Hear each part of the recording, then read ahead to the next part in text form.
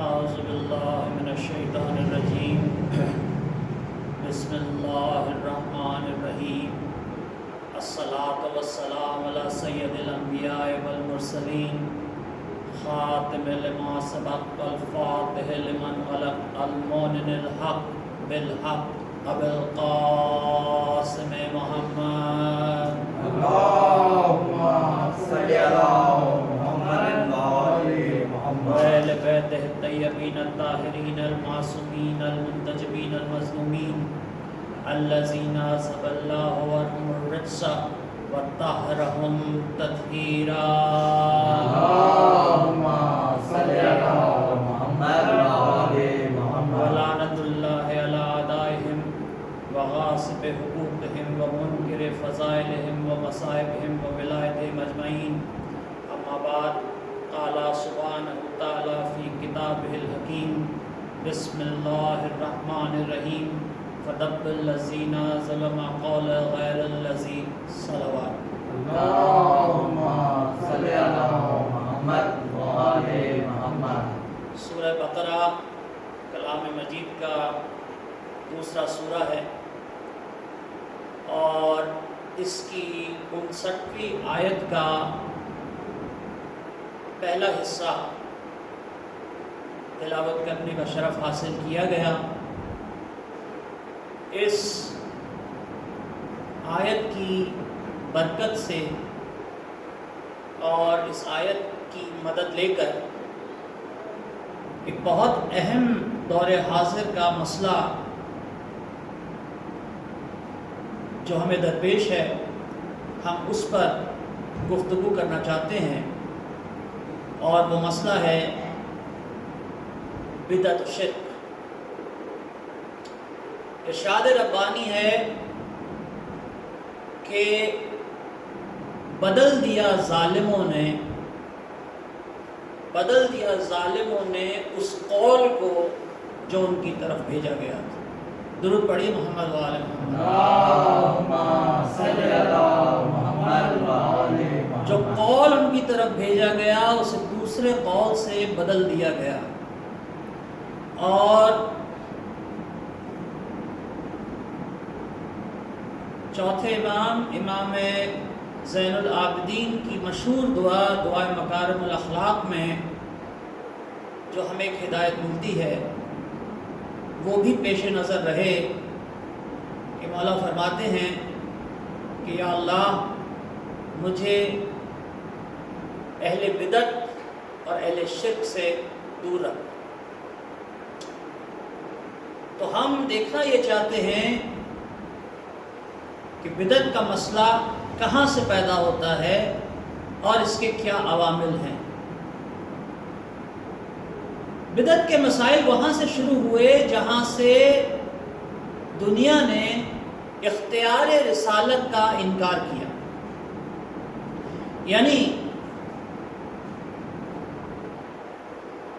رسول خدا محمد مصطفیٰ احمد مصطفیٰ صلی اللہ علیہ وآلہ وسلم کو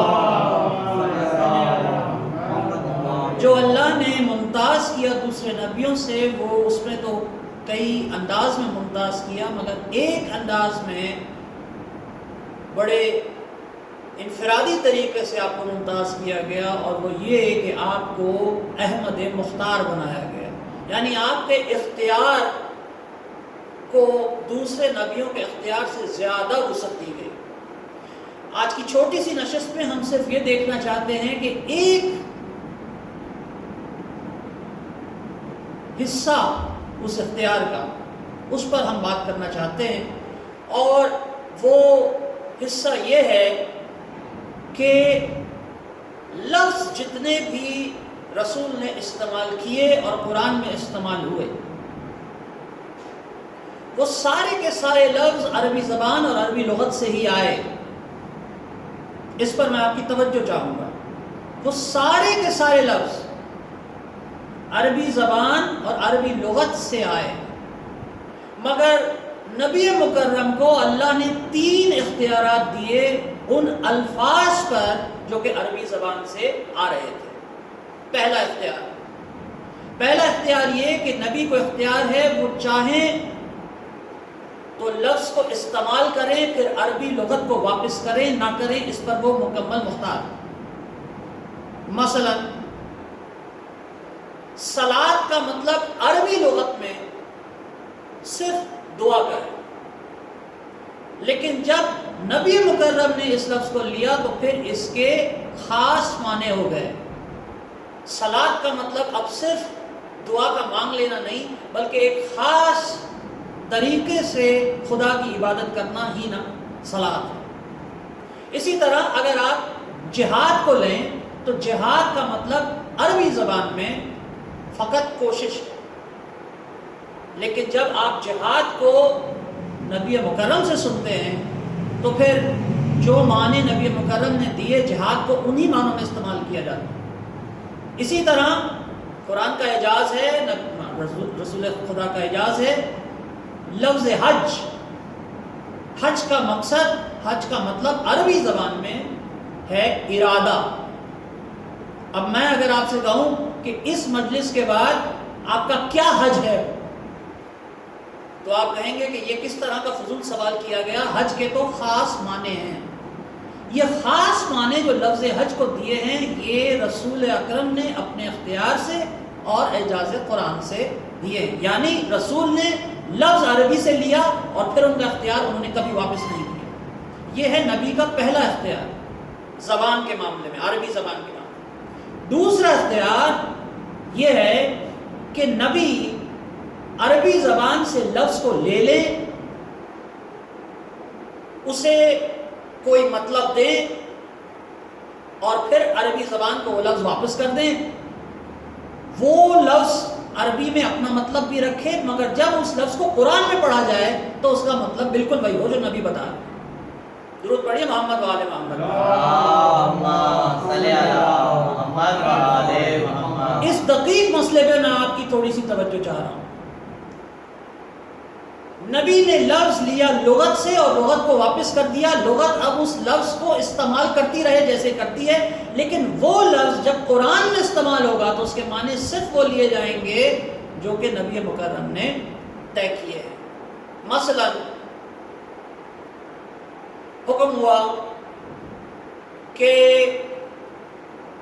ابنانا و ابناکم و نسانا و نساکم، تم اپنے بیٹوں کو لاؤ ہم اپنے بیٹوں کو لائیں. تم اپنی عورتوں کو لاؤ ہم اپنی عورتوں کو لائیں. نہیں، بلکہ میں لفظ بدل دوں. تم اپنے سارے بیٹوں کو لاؤ ہم اپنے سارے بیٹوں کو لائیں گے. تم اپنے ساری عورتوں کو لاؤ ہم اپنی ساری عورتوں کو لائیں گے. نساء عربی لغت کا لفظ ہے اور اس کا مطلب ہے عورت، اور نسانا ساری عورتیں. لیکن جب نبی نے اپنا عمل کیا تو عمل سے ثابت ہوا کہ نساء کا مطلب قرآن میں جہاں لیا جائے گا وہ عورت کا نہیں لیا جائے گا، بیٹی کا لیا جائے گا. درود پڑھیے محمد و آل محمد. اللہم صلی علی محمد و آل محمد. اسی طرح قرآن میں یہ لفظ صرف یہاں پہ استعمال نہیں ہوا. اس لحاظ سے جب اللہ نے فرعون کا ذکر کیا تو کیا کہا؟ یذبحون ابناہم ویستحیون نساءہم. وہ بیٹوں کو قتل کر دیتا تھا، بیٹیوں کو چھوڑ دیتا تھا. اب بیٹیوں کے لیے بھی قرآن میں جو لفظ یہاں استعمال ہوا وہ نسانا ہے، یعنی عورتیں. لیکن عورت کا لفظ اب صرف عربی لغت میں استعمال ہوگا. نساء کا لفظ قرآن میں جہاں بھی استعمال ہوگا اس کے معنی بیٹی لیے جائیں گے، عورت نہیں لیے جائیں گے. اگر تھوڑا سا ہم اور آگے بڑھیں تو میں سمجھتا ہوں کہ یہاں پر قرآن کی ایک اور طریقے سے بھی اس کو دیکھا جا سکتا ہے کہ ارشاد ہوا کہ آپ کہہ دیجئے کہ میں کوئی اجر نہیں چاہتا. اور اس جملے سے اب ہم اپنی پچھلی تقریر کے ساتھ مسلسل ہو جائیں گے. حکم دیا گیا کہ میں کوئی اجر نہیں چاہتا الا مودۃ فی القربى. مودت پہ ہم نے پچھلی نشست میں بات کی، آج ہم قربا پہ بات کر رہے ہیں. میں کوئی اجر نہیں چاہتا سوائے اس کے کہ میرے قربا سے مودت رکھی جائے. اب یہاں پر یہ بات قابل غور ہے کہ جب اللہ نے کچھ لوگوں کو کچھ پر فضیلت دی تو کہا کہ ہم نے آدم کو فضیلت دی، ہم نے نوح کو فضیلت دی اور ہم نے آل ابراہیم کو فضیلت دی، یعنی لفظ استعمال کر دیا آل ابراہیم، ابراہیم کے اولاد، ابراہیم کی اطرت۔ لیکن جب اجر رسالت کا معاملہ آیا تو اللہ نے لفظ آل محمد استعمال نہیں کیا۔ اللہ نے کہا آپ کہہ دیجئے کہ میں تم سے کچھ اجر نہیں چاہتا سوائے اس کے کہ میرے قربا سے محبت کی جائے۔ قربا، اب یہ ایک نیا لفظ آ گیا۔ قربا کے معنی لغت کے اندر، قربا کے معنی لغت کے اندر ہیں قریبی رشتہ دار، یا رشتہ دار یا قریبی رشتہ دار۔ میں اپنے قریبی رشتہ داروں سے تمہاری مودت چاہتا ہوں، یہی میرا اجر رسالت ہے۔ یہ لغت سے معنی آئے، لیکن یہی لفظ قربا ایک دوسرے مقام پر، یہی لفظ اقربا نہیں، لفظ قربا ایک اور مقام پر قرآن نے استعمال کیا، سورہ حشر کی 7ویں آیت میں۔ جب فتح کا مسئلہ ہوا تو اللہ نے فرمایا کہ جو آمدن آپ کے لیے مقرر کی گئی ہے وہ اللہ کے لیے ہے، وہ رسول کے لیے ہے، وہ آپ کے قربا کے لیے ہے۔ وہی لفظ کہ میں مودت قربا، اور وہ آپ کے قربا کے لیے، قریبی رشتہ داروں کے لیے۔ ادھر لفظ قربا آیا، اللہ کے رسول نے فدق ساری اولاد کے حوالے نہیں کیا، صرف بی بی سیدہ کے نام کیا۔ یعنی قربا کا مطلب اب قرآن میں جو رسول نے طے کیا وہ تمام رشتہ دار نہیں ہیں۔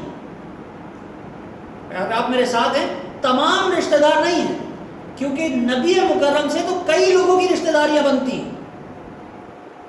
قربا کے معنی جو قرآن میں رسول نے خود طے کیے ہیں وہ ہیں بیٹی، یعنی جب کہا نسانا ساری عورتیں تب بھی صرف بیٹی، اور جب کہا قربا سارے رشتہ دار تب بھی نبی نے کس کو دیا؟ صرف بیٹی کو۔ درود پڑھیے محمد و آل محمد۔ اللہم صلی علی محمد و آل محمد۔ اور ایک تیسرے طریقے سے بھی نبی کریم نے ہمیں معنی سکھائے، اور وہ یہ ہے کہ ایک ہی لفظ ہو اور قرآن میں دو مختلف جگہ استعمال ہو، دونوں مختلف جگہ اس کے معنی بالکل مختلف۔ مثلا کفر، لفظ کفر قرآن میں 500 سے زیادہ مقامات پر استعمال ہوا۔ سورہ محمد کی پہلی اور دوسری دونوں آیتوں میں یہ لفظ موجود ہے۔ کفر کے معنی لغت میں ہے چھپا دینے کے، یعنی کفر کا مطلب ہوتا ہے، یا کافر کا مطلب ہوتا ہے چھپانے والا۔ عربی لغت میں رات کو بھی کافر کہا جاتا ہے، عربی لغت میں سمندر کو بھی کافر کہا جاتا ہے، کیونکہ ان دونوں میں ایک چیز ہے، یہ چیز کو چھپا سکتے ہیں۔ کفر کا مطلب لغت میں ہے چھپا دینے والا، مگر نبی مکرم نے جو مطلب دیا ہوا ہے انکار کرنے والا۔ اب سورہ محمد کی پہلی آیت میں اللہ کہہ رہا ہے جو کافروں نے ارادے کیے تھے وہ سب ضائع ہو گئے، جو انکار کرنے والوں نے۔ اب میرے ساتھ ہیں، پہلی آیت میں اس کا مطلب ہے انکار کرنے والا، اور دوسری آیت میں اللہ کہہ رہا ہے کہ ہم نے مسلمانوں کے عیبوں کو چھپا دیا، وہاں پر بھی لفظ کفر۔ مگر جب رسول خدا سے پوچھا گیا تو کہا پہلی آیت میں کفر کا مطلب ہے انکار کرنے والا، دوسری میں کفر کا مطلب ہے چھپا دینے والا۔ اب آئیے بدعت کی طرف۔ بدعت کیا ہے؟ نبی مکرم نے ایک لفظ کا مطلب طے کر دیا، میں کوشش کروں کہ وہ مطلب جو لغت میں ہے وہ واپس اس میں آ جائے، میں اپنی مرضی سے یہ طے کر لوں کہ وہ مطلب جو نبی مکرم نے اس کو دیا تھا وہ مطلب نہیں ہے، مطلب وہی ہونا چاہیے جو لغت کے اندر ہے۔ مثلا اس کو یوں سمجھ لیجئے کہ اللہ کے رسول نے کہا من کنتو مولا فہذا علی مولا، من کنتو مولا فہذا علی مولا۔ مولا کے 15 مطلب لغت کے اندر ہے، مولا کے 15 مطلب لغت کے اندر ہیں، لیکن ہم اتنا جانتے ہیں کہ نبی ہمارے دوست نہیں ہیں، نبی ہمارے ماں باپ کے بھی حاکم ہیں، ہمارے بھی حاکم ہیں، ہمارے بچوں کے بھی حاکم ہیں۔ اور جب نبی نے کہہ دیا من کنتو مولا فہذا علی مولا، تو مطلب جس کے نفس کا میں حاکم، اس کے نفس کا علی حاکم۔ اور اگر اب کسی نے اس مطلب کو تبدیل کرنے کی کوشش کی تو یہی بدعت ہو جائے گا اور یہی گناہ ہو جائے گا۔ درود پڑھیے محمد و آل محمد۔ اللہم صلی علی محمد و آل محمد۔ تو بدعت کے لیے 2 چیزوں کا ہونا لازم ہے۔ بدعت 2 چیزوں کا نام، قرآن کی اس آیت کی روشنی میں، سورہ بقرہ کی 59ویں آیت کی روشنی میں، بدعت 2 چیزوں سے ہوتی ہے۔ پہلی چیز قول آ چکا ہو، کیونکہ آیت کیا کہہ رہی ہے؟ فبدل، بدل دیا انہوں نے قول، یعنی بدعت کے لیے شرط یہ ہے کہ حکم پہلے آ چکا ہو اور اس کا انکار کر دیا جائے، یہ پہلی شرط ہے۔ یعنی بدعت کرنے والے نے حکم سنا، انکار کر دیا، پہلے ہی قدم پر وہ کافر ہو گئے۔ یعنی بدعت کرنے والے نے حکم کو لیا اور انکار کر دیا، مطلب وہ کافر ہو گئے۔ لیکن اب وہ وہاں رکا نہیں، اب وہ ایک قدم اور آگے گیا، اس نے اس قول کی جگہ اپنی مرضی کا قول رکھ دیا۔ اب وہ صرف کافر نہیں ہے، وہ مشرک بھی ہو گئے۔ اسی لیے مکتب اہل بیت میں کوئی بدعت حسنہ نہیں ہے، مکتب اہل بیت میں بدعت حسنہ کا کوئی تصور نہیں ہے، کیونکہ شرک میں کبھی کوئی اچھا پہلو ہو ہی نہیں سکتا، اور بدعت کے اندر کفر اور شرک دونوں موجود ہیں، اس لیے بدعت کا کرنے والا ہمیشہ منافق ہوگا۔ درود پڑھیے محمد و آل محمد پر۔ اللہم صلی علی محمد و آل محمد۔ تو عزیزان گرامی، ہم اس کو سمجھتے ہوئے تھوڑا سا آگے بڑھیں گے کہ انسان جب تحریف کرنے پہ آتا ہے، بدعت اسی وقت ہوتی ہے جب تحریف ہو، لیکن امام محمد باقر فرماتے ہیں، درود پڑھیے محمد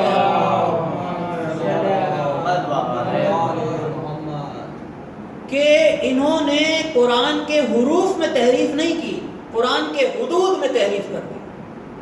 بدعت کب پیدا ہوگی؟ جب آپ حروف کو تو باقی رکھیں گے مگر حدود کا لحاظ نہیں کریں گے۔ اللہ کے رسول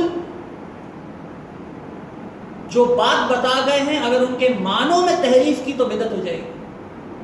پہلی چیز کیا ہوگی؟ معنوں میں تحریف کر دی، بدعت۔ دوسری چیز معیار میں تحریف کر دی، پھر بدعت ہو جائے گی۔ رسول نے کسی کو ناپسندیدہ کہہ کر نکال لیا اور مجھے یہ بات اچھی نہیں لگی، میں نے اسے پسندیدہ کہہ کے واپس بلا لیا، یہ ہے رسول کے معیار میں تحریف، یہ بھی بدعت، یہ بھی بدعت ہے، یہ بھی جرم ہے، کیونکہ آپ نے رسول کے قول سے انکار بھی کر دیا اور ان کے مقابلے پر اپنا قول بھی لے آیا۔ تو پہلی چیز معنوں میں تحریف، دوسری چیز معیاروں میں تحریف، تیسری چیز مقاموں میں تحریف۔ اللہ کے نبی نے جس کو جہاں بٹھایا، بلکہ اللہ کے نبی کو چھوڑ دیجیے، اللہ نے جس کو جہاں بٹھایا، اللہ نے جس کو جو مقام دیا، وہ چاہے مجھے اچھا لگے یا نہ لگے، اس میں میری ذاتی رائے نہیں چلے گی، مجھے اس کے مقام کو ماننا پڑے گا، کیونکہ وہ مقام اللہ کا دیا ہو۔ کوئی آپ سے پوچھے کہ آپ حضرت موسیٰ کو مانتے ہیں تو آپ کہیں گے بے شک مانتے ہیں۔ اب میں آپ سے پوچھوں کیا آپ حضرت موسیٰ کی شریعت کو مانتے ہیں تو آپ کہیں گے نہیں۔ میں آپ سے پوچھوں کیا آپ حضرت موسیٰ کے احکامات پر چلتے ہیں تو آپ کہیں گے نہیں۔ اچھا، آپ حضرت موسیٰ کی قوم سے ہیں کہ انہیں اپنا بڑا مان کے ان کی باتیں مانتے ہیں آپ کہیں گے نہیں. تو میں کہوں گا کہ آپ کہتے ہیں کہ آپ حضرت موسیٰ کو مانتے ہیں، آپ حضرت موسیٰ کو آخر کیا مانتے ہیں؟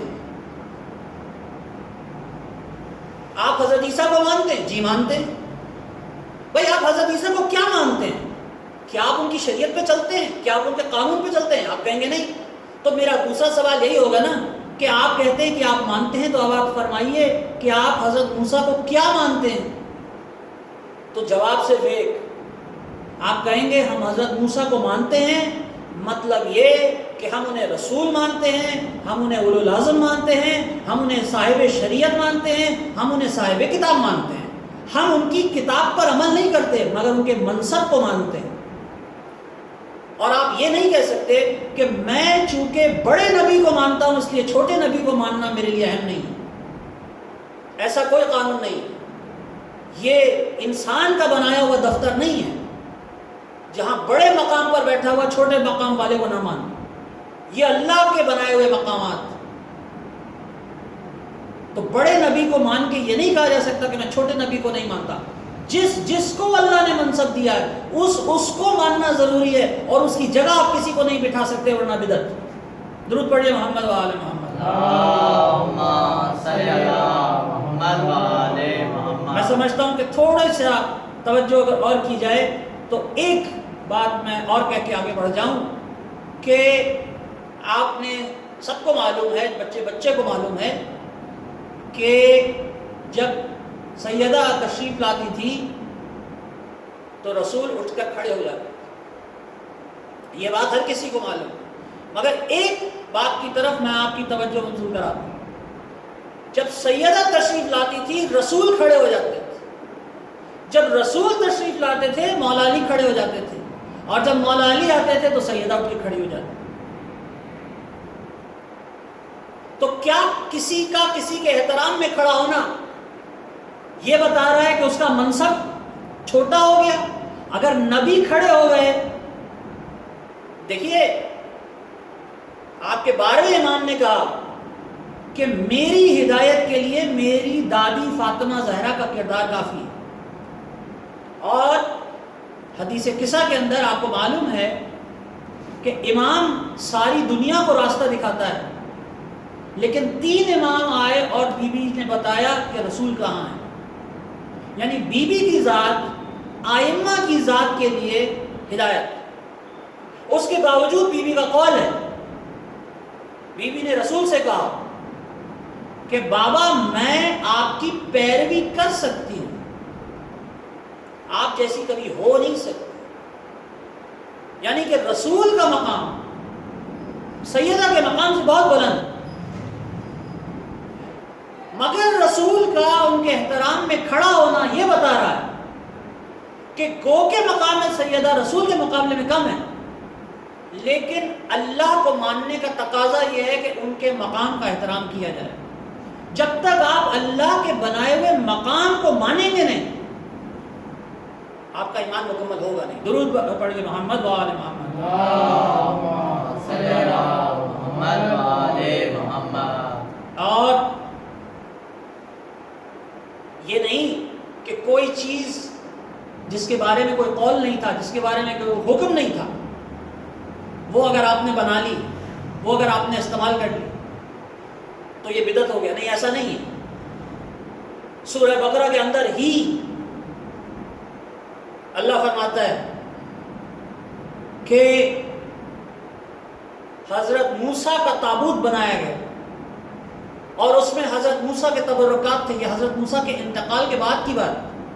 حضرت موسیٰ کا تابوت بنایا گیا اور اس میں حضرت موسیٰ اور حضرت ہارون کے تبرکات تھے، اور وہ تابوت فرشتے اٹھائے ہوئے تھے. تو اگر تابوت اٹھانا بدعت ہے تو سب سے پہلے تو اللہ کے فرشتوں کو پکڑا جائے، کیونکہ انہوں نے یہ روایت ڈالی ہے خالی تابوت اٹھانے کی. کسی چیز کو بنانا، ہم نے یہ مائک بنایا تو یہ مائک بنانا بدعت نہیں ہے، کیونکہ اس پر کوئی حکم نہیں ہے کہ یہ مائک بن نہیں سکتا. لیکن اگر اللہ کا حکم آ جائے کہ یہ چیز بن نہیں سکتی اور پھر میں اس حکم کا انکار کر کے اسے بناؤں، یہ بدعت ہو جائے. درود پڑھیے محمد و آل محمد. اللہم صلی علی محمد و آل محمد. تو عزیزان گرامی، ایک اور مثال سے اس کو سمجھیے کہ نبی مکرم فرماتے ہیں کہ میں علم کا شہر ہوں اور علی اس کا دروازہ ہے. انا مدینۃ العلم وعلی بابھا. بی بی ام سلمہ اپنے گھر میں تھی، دروازے پہ دستک ہوئی. واقعہ جیسا لکھا ہوا ہے، ہمارے یہاں کا نہیں، جس طرح لکھا ہوا ہے ایسے بتا رہا ہوں. دروازے پہ دستک ہوئی. بی بی نے دروازہ جب کھولا تو باہر ایک بچہ کھڑا تھا. اس نے بی بی کو سلام کیا اور سلام کر کے کہا بی بی میں پیاسا ہوں، مجھے پانی دیجیے. بی بی نے کہا اچھا رکیے. وہ پانی لے کے آئیں. بچے نے جب پانی پی لیا تو بی بی نے پوچھا بچے تمہارا نام کیا ہے؟ بچے نے کہا میرا نام ہے حسن بصری. بچے نے کیا کہا؟ میرا نام کیا ہے؟ حسن بصری. حسن بصری وہ شخصیت ہیں جن سے دنیا کے تمام صوفیاء کرام اپنے آپ کو کہتے ہیں کہ یہ ان سے ہم علم لیا ہے ہم نے. حسن بصری اسلام میں صوفیاء کا نظام شروع کرنے والے حسن بصری. بچہ پی کے چلا گیا. اب جیسا لکھا ہے ویسے بتا رہا ہوں. بچہ پانی پی کے چلا گیا. تھوڑی دیر میں رسول تشریف لائے. رسول نے گھڑا کھولا، پانی کا گھڑا جس میں سے پانی نکال کے دیا گیا تھا اس کو، اور کھول کر ایک دم بند کیا اور بند کر کے کہا ام سلمہ یہ بتا میرا علم کون لے گیا؟ ام سلمہ یہ بتا میرا علم کون لے گیا؟ مجھے اس روایت سے کوئی اختلاف نہیں، میں ذاتی طور پر اس روایت سے اختلاف نہیں کرنا چاہتا. اس کی وجہ ہے جو دروازے سے شہر میں داخل نہیں ہوتا وہ کچھ بھی لے جا سکتا ہے. جو دروازے سے شہر میں داخل نہیں ہوتا وہ کچھ بھی لے جا سکتا ہے. میرا مسئلہ اس واقعے میں صرف ایک ہے، وہ یہ ہے کہ لکھنے والے نے یہ نہیں بتایا کہ یہ واقعہ حسن بصری کے خواب میں ہوا تھا یا کسی اور نے یہ خواب دیکھا. کیونکہ حسن بصری کی عمر مولا علی کے زمانے میں 13 سال تھی. جب مولا علی خلیفہ تھے تو اس وقت ان کی عمر 13 سال تھی. اس کا مطلب ہے کہ وہ رسول کے زمانے میں تھے ہی نہیں. لیکن چونکہ مولا کو جو مقام رسول نے دیا تھا وہ نہیں مانا گیا اور اپنی مرضی سے قول کو تبدیل کیا گیا، تو مختلف قسم کے ایسے واقعات ہمیں دیکھنے کو ملتے ہیں. اور پچھلی تقریر سے اگر ہم پھر مسلسل ہوں تو میں نے عرض کیا تھا پچھلی تقریر میں کہ حضرت ابراہیم کو جب آگ میں ڈالا جا رہا تھا، اور دیکھیے نقصان کیا ہوتا ہے، نقصان کیا ہوتا ہے اس کے مقام کو نہ ماننے کا جس کو اللہ نے مقام دیا ہو. پھر اسی آیت کی طرف چلیے. اللہ نے کیا کہا؟ الذین ظلما.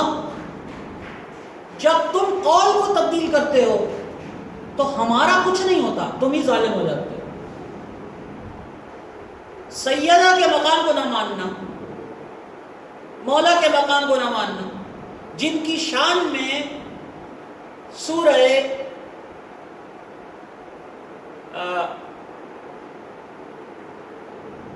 انس میں، سورہ انسان میں یہ کہا گیا